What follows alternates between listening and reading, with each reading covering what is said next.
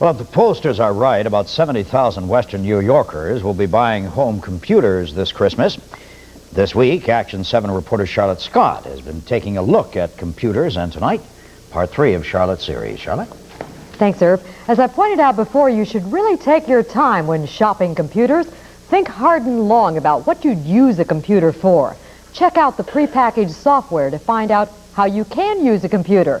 If you want to play video games, buy a video game machine, because even the least expensive computer can end up costing a small fortune.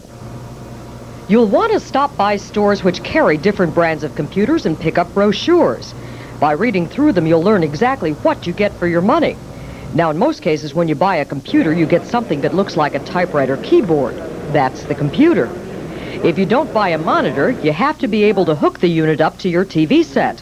Most of us don't know a whole bunch about computers, and therefore when we buy our basic computer, we figure it'll do just about everything. Not so. In order to do everything, we need accessories. Accessories can be expensive. For example, we found one model of computer which sells for around $200. The unit which would allow us to add accessories costs $250.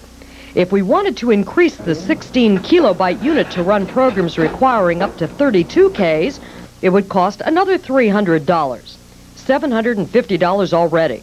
And it still has no equipment to retain information. You see, a computer is sort of like an orchestra. While the orchestra is playing, we're enjoying the music. But unless we've recorded that music, it's gone when the musicians stop playing. Similarly, a computer may offer us enjoyment as we put information into it, but unless we have a cassette recorder or a disk drive unit to retain the data, it's gone when we turn off the computer. A disk drive for the computer we mentioned earlier costs $400. A card to control the disk, another $250.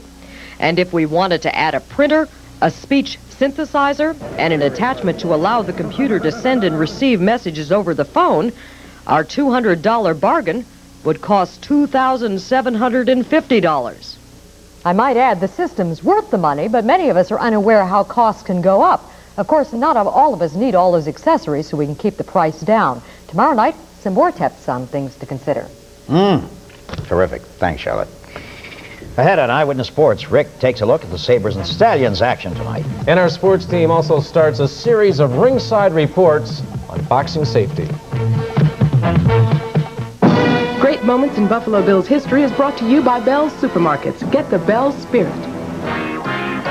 He is only 190 pounds, but in 1980, rookie Joe Cribbs becomes just the 4th Bill to rush for 1,000 yards. Remarkably, Cribbs has only 3 carries for more than 20 yards and still finishes the season second in the AFC with 1,185 yards. You've heard about the good old days when you shopped for only as much as you needed. If you needed 2 pounds of flour, that's what you bought, and it was always fresh. At Bell's, the good old days are back. Now, with bulk foods, you can help yourself to basics like sugar, flour, rice. Buy only what you need and save up to 60% over name brands. For quality, freshness, and savings, help yourself to bulk foods. It's an old-fashioned idea for new-fashioned savings. Saving your money, that's the spirit of Bell's.